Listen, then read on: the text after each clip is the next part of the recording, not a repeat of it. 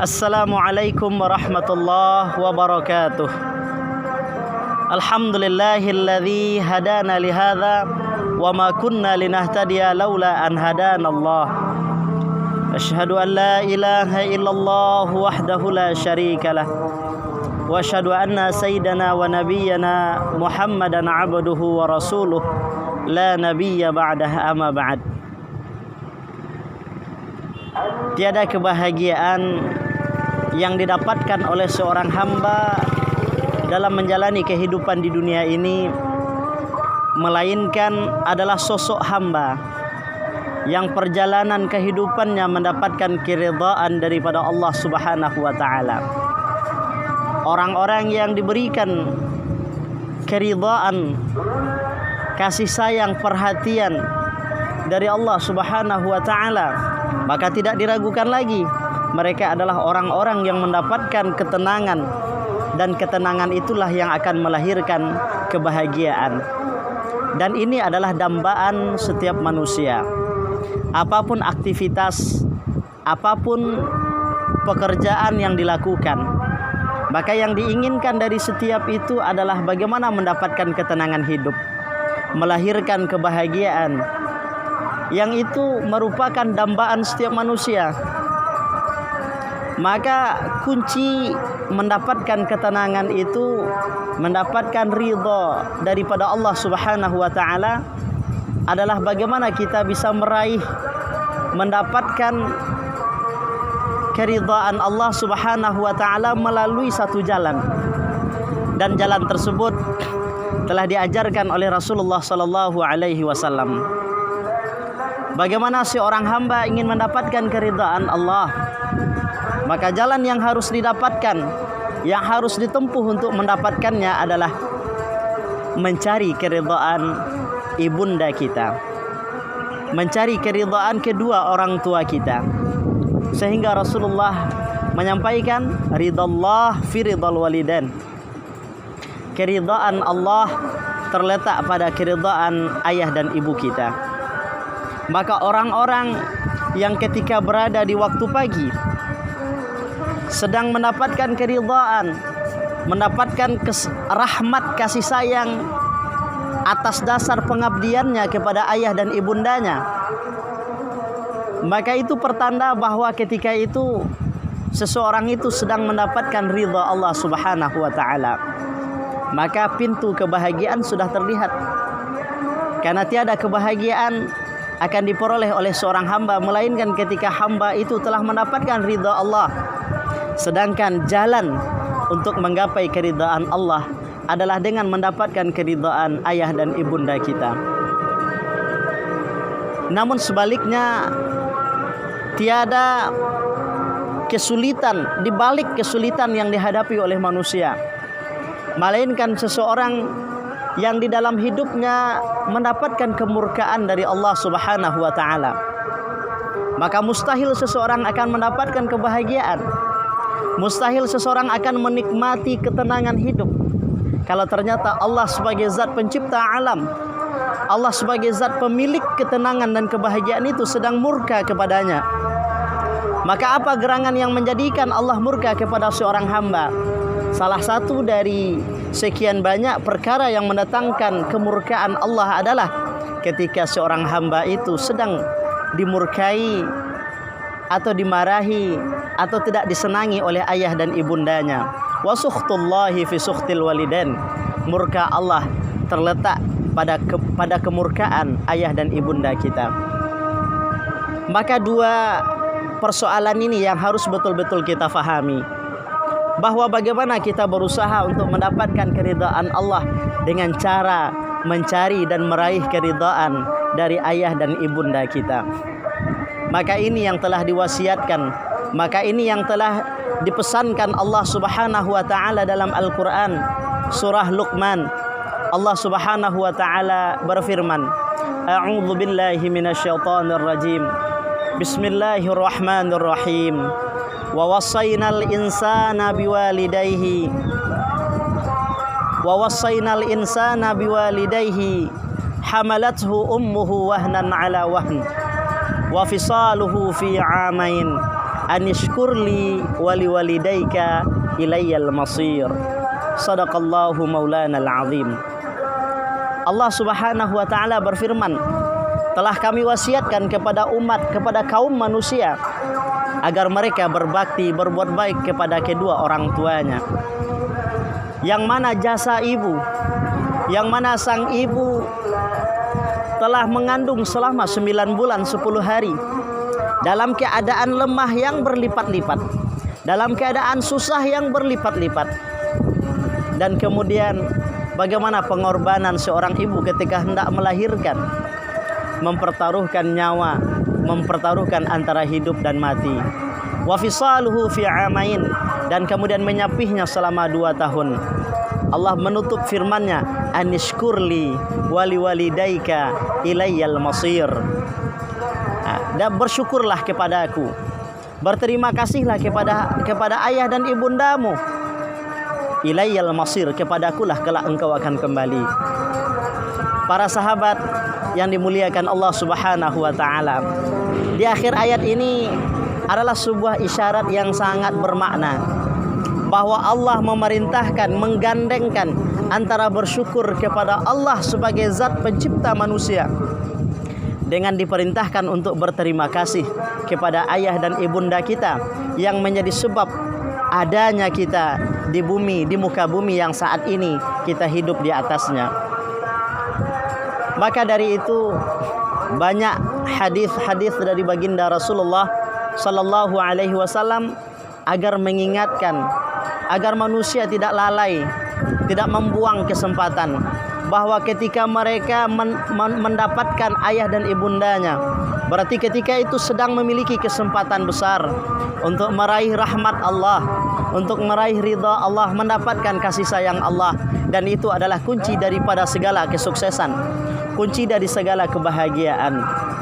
Maka Nabi mengingatkan, kalau ada manusia yang mendapatkan ayah dan ibundanya, tetapi ternyata ayah dan ibunda itu tidak menjadi sebab bagi dirinya untuk mendapatkan ridha Allah, tidak menjadi jalan baginya untuk mendapatkan surga Allah, alangkah terlaknatnya manusia semacam itu, kata Rasulullah. Ketika dia mendapatkan kesempatan besar untuk meraih rahmat Allah melalui ayah dan ibundanya, ternyata kesempatan itu dibuang-buang begitu saja. Maka kita selaku anak adalah berjuang. Cita-cita kita terbesar tak lain dan tak bukan adalah bagaimana sisa hidup ini adalah pengabdian yang sesungguhnya dengan sepenuh hati untuk membahagiakan ayah dan ibunda kita, membimbing mereka ke jalan Allah, melapangkan kehidupan mereka, membantu atas segala kesulitan yang mereka hadapi. Kita berniat, kita sudah terlalu banyak menyusahkan mereka, telah terlalu banyak pengorbanan yang mereka curahkan demi kita. Maka saat ini tidak layak dan tidak pantas kalau sekiranya di masa tuanya, ketika kita sudah mulai dewasa, kalau masih menyusahkan ayah dan ibunda kita. Maka di sini kita ingin berpesan untuk diri Al-Fakir sendiri dan kepada hamba-hamba Allah yang barangkali mendengarkan pesan ini. Mari dengan segala aktivitas kita, dengan segala keadaan yang sedang kita alami saat ini, maka jangan kita luput untuk membahagiakan ayah dan ibunda kita.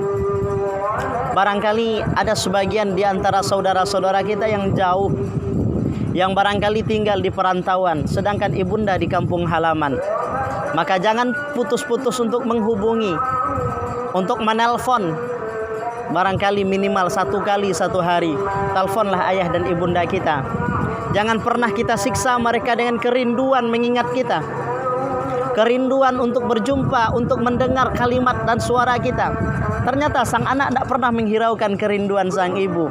Maka alangkah durhakanya kita ketika orang tua harus merasakan kerinduan, yang merasakan ketersiksaan karena kerinduannya kepada sang anak, tetapi anak tidak pernah mempedulikan rasa yang sedang dirasakan oleh ayah dan ibunda kita. Maka jangan biarkan, jangan tunggu orang tua sakit baru ditelepon. Jangan tunggu mereka terjadi ada apa-apanya baru kita berikan perhatian. Tidak, selagi ada kesempatan maka mari kita ambil hatinya, kita berikan sesuatu yang bisa membahagiakan mereka. Tidak harus dengan materi. Materi adalah salah satu upaya untuk melapangkan kehidupan mereka, tetapi materi bukan satu-satunya jalan untuk membahagiakan. Lebih daripada materi, mereka membutuhkan perhatian. Sebagaimana ketika kita di masa usia kecil, sepenuhnya tercurah perhatian sang ibu dan ayah kepada kita. Saat ini mereka membutuhkan perhatian itu. Mereka membutuhkan setiap saat kita menghubunginya, kita bercanda, kita menghibur hatinya. Di saat ini barangkali banyak rasa, banyak kegundahan, banyak kesusahan yang dialaminya. Maka saat ini kita hadir, kita muncul sebagai penawar rindu, sebagai pemberi kesejukan dalam kehidupannya, hibur hati mereka. Maka ini adalah jalan sorga yang paling mudah untuk didapatkan oleh setiap anak. Hadirin sahabat, para pendengar yang dimuliakan Allah, diriwayatkan bahwa salah seorang ulama besar, dikatakan Imam Hasan Al-Basri, ketika meninggal ibunya, ketika wafat sang ibundanya, beliau menangis begitu dahsyat dengan tangisan yang luar biasa. Sehingga para sahabat-sahabat beliau yang datang mengingatkan, wahai imam, anta ya imam, engkau adalah seorang ulama besar. Kenapa engkau bersedih yang begitu dalam? Apakah engkau tidak menerima takdir dan ketetapan Allah Subhanahu wa taala? Tetapi Imam Hasan Al-Basri berkata, aku tidak menolak takdir Allah. Aku tidak meratapi apa yang sudah ditetapkan oleh Allah Subhanahu wa taala yang telah menjadi sunnatul hayah, memang menjadi sunnah kehidupan, bahwa setiap manusia akan menemui ajalnya masing-masing.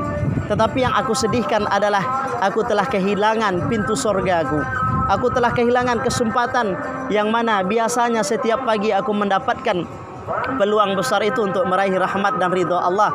Ternyata saat ini aku kehilangan kesempatan itu. Maka ini adalah bagian daripada teguran bagi kita. Begitu para ulama dahulu memaknai akan perjumpaan, kesempatan untuk pengabdian kepada ayah dan ibunda merupakan kesempatan yang sangat mahal, yang sangat mereka manfaatkan, mereka pergunakan betul-betul untuk meraih ridha Allah Subhanahu wa taala. Pernah ada dua orang saudara yang bertengkar, yang masalah tersebut diangkat ke pengadilan. Apa yang mereka pertengkarkan? Apakah mereka mempertengkarkan harta warisan? Apakah mereka mempertengkarkan harta benda peninggalan dari ayah dan ibundanya? Sebagaimana yang lazim yang kita dengar saat ini. Ternyata tidak. Mereka bertengkar, mereka datang ke pengadilan adalah karena memperebutkan hak pengasuhan terhadap ibundanya yang sudah tua. Sang kakak yang selama ini telah mengabdikan usianya, mengabdikan dirinya untuk berkhidmah kepada sang ibu.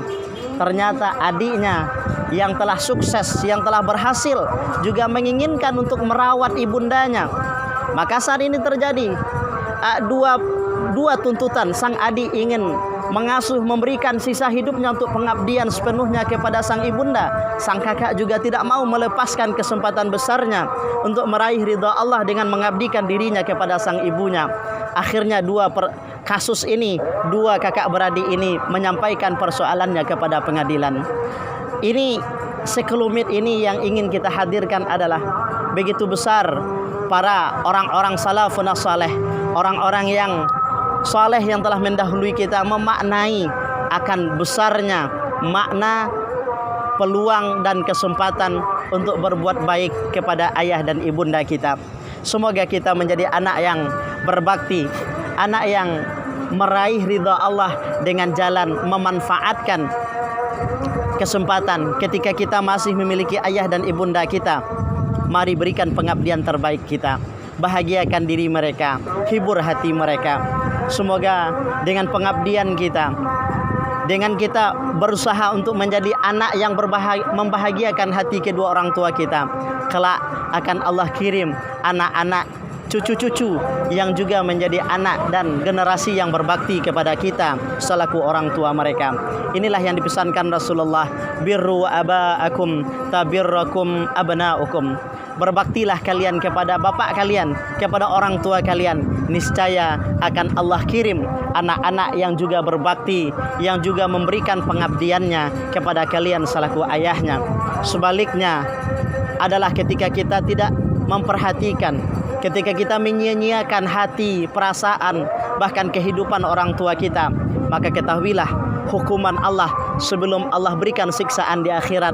Orang-orang yang durhaka kepada ayah dan ibundanya akan disegerakan siksaannya di dunia. Dengan kelak mungkin dikirim anak-anak yang juga durhaka kepada dirinya.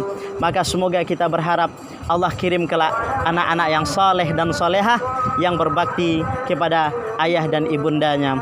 Wal afu minkum. Assalamualaikum warahmatullahi wabarakatuh.